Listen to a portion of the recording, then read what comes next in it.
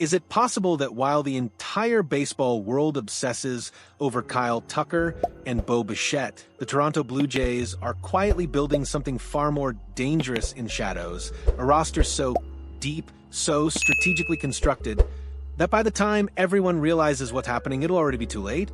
The Toronto Blue Jays are moving with the precision of a chess grandmaster while their opponents are still playing checkers. On December 16th, while social media erupted with speculation about blockbuster signings and franchise-altering trades, the Blue Jays made a move that barely registered on anyone's radar. They signed Giovani Planchart, a 24-year-old catcher from the Pittsburgh Pirates organization, to a minor league deal. No fanfare, no press conference, no headlines, just a quiet transaction buried in the depths of their official page. And that, my friends, is exactly how championship organizations operate. They don't just chase the spotlight. They build in the darkness, layer by layer, brick by brick, until suddenly they've constructed something magnificent that nobody saw coming. But here's where this story gets absolutely fascinating, and why you need to pay attention to every single word I'm about to say. Planchart isn't your typical organizational depth signing. He's not just a warm body to fill out minor league rosters or provide emergency catching depth. This young man possesses a skill set so rare, so valuable in modern baseball, that it could fundamentally change how the Blue Jays develop their pitching prospects.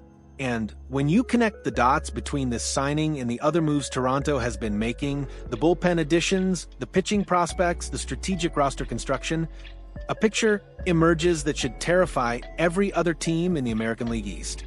Let's talk numbers, because numbers don't lie, and Planchart's numbers tell a story that should make every baseball analyst sit up and take notice. In 2025, playing A+ ball for the Greensboro Grasshoppers, Planchart posted what most casual observers would call pedestrian offensive statistics. 29 hits, 3 home runs, 18 RBIs, and 21 runs scored in 150 at-bats. Nothing special, right? Wrong. Dead wrong.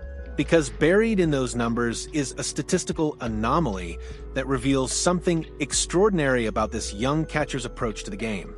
Planchart drew 23 walks in 179 plate appearances. That's a walk percentage of .128, which ranked 5th best on his entire team. But here's where it gets truly remarkable. His walk-to-strikeout ratio was .676, second best among all teammates with significant playing time. Do you understand what that means?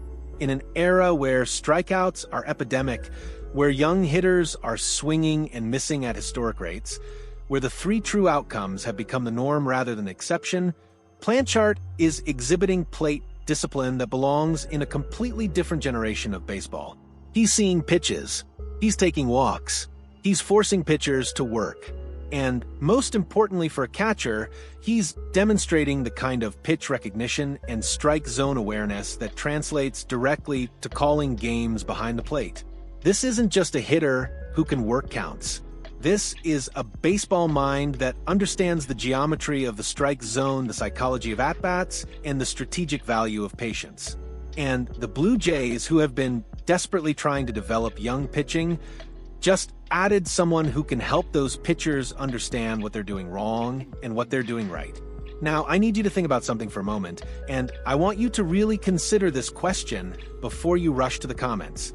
How many championship teams have you seen that didn't have elite depth and development systems working behind the scenes?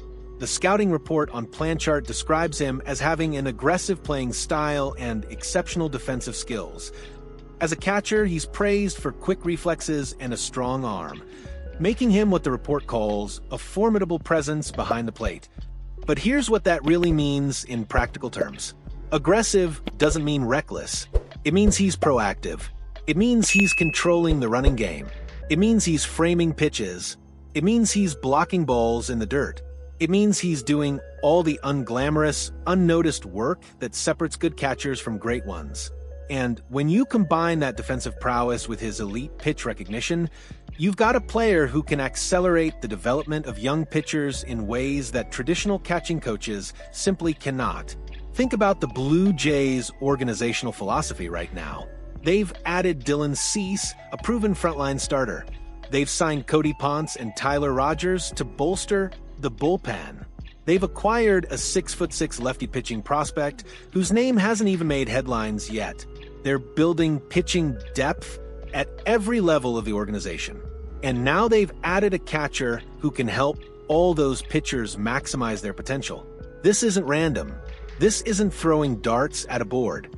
This is systematic roster construction with a clear vision and a defined purpose. The Blue Jays are building an infrastructure that can sustain success, not just manufacture one magical season. But while the Blue Jays are playing the long game with moves like Planchart, they're also actively hunting in the present. According to Mitch Bannon of The Athletic, Toronto is exploring trade possibilities to further strengthen their bullpen.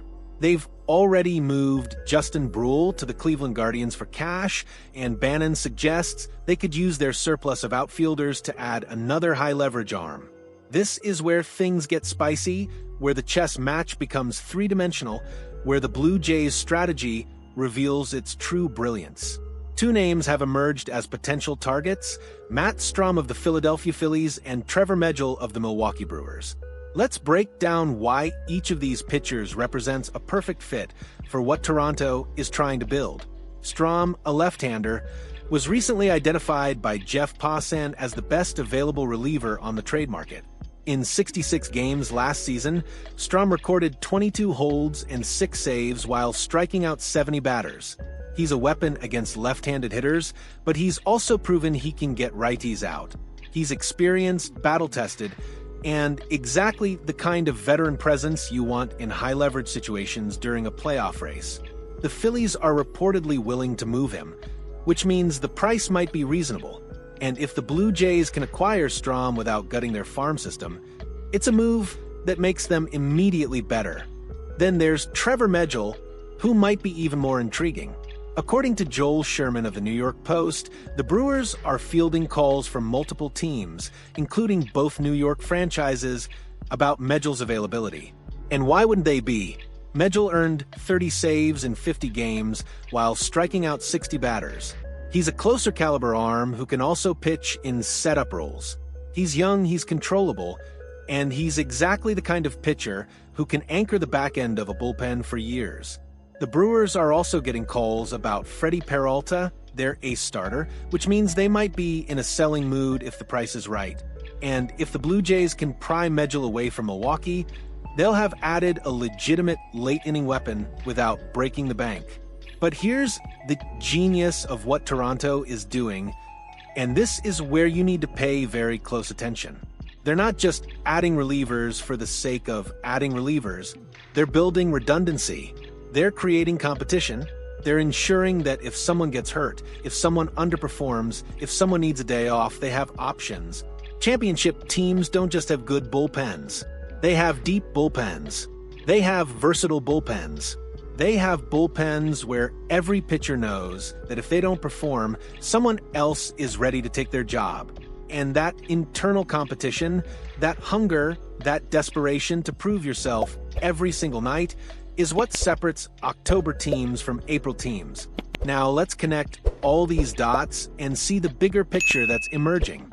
The Blue Jays have added starting pitching depth with Cease. They've added bullpen depth with Rogers and potentially Strahm or Megill. They've added developmental infrastructure with Planchart. They've added positional flexibility with their surplus of outfielders. And they're still in the hunt for Kyle Tucker and still negotiating with Bo Bichette. This isn't a team that's rebuilding. This isn't a team that's retooling. This is a team that's loading up for a championship run while simultaneously building a sustainable foundation for the future. And if they can pull off even half of what they're attempting, the rest of the American League should be terrified. But let's also acknowledge the elephant in the room, the question that every Blue Jays fan is asking right now. What about Tucker and Bichette? When do those dominoes fall? When does the waiting end? And the honest answer is that nobody knows. These negotiations are happening behind closed doors, in conference rooms and phone calls and text messages that we'll never see. But here's what we do know. The Blue Jays are not sitting idle while they wait. They're not paralyzed by indecision. They're making moves, building depth, and positioning themselves to be competitive regardless of what happens with their marquee targets. And that's the mark of a well-run organization. They're not putting all their eggs in one basket. They're diversifying. They're hedging. They're preparing for multiple scenarios. Imagine this scenario for a moment. It's late January. The Blue Jays have signed Kyle Tucker to a massive contract. They've re-signed Bo Bichette and moved him to second base. They've traded for Matt Strom or Trevor Megill to anchor the bullpen. They've got Giovani Planchart working with their pitching prospects in the minors, accelerating their development. They've got depth at every position, competition at every level, and a roster that can withstand injuries, slumps, and the inevitable chaos of a 162-game season. That's not a playoff team. That's a World Series contender. That's a juggernaut. But now imagine the alternative. Tucker signs elsewhere. Bichette walks. The bullpen additions don't pan out. Planchart never develops. The pitching prospects stall. The Blue Jays are left scrambling, patching holes, and watching another season slip away while their division rivals celebrate. That's the nightmare scenario. That's the reality that keeps front office executives awake at 3 in the morning. And that's why every single move, every single signing, every single decision matters so much right now. Here's what I believe is happening, and I want you to tell me if you agree or disagree in the comments. The Blue Jays are building a roster that can win with or without the big names.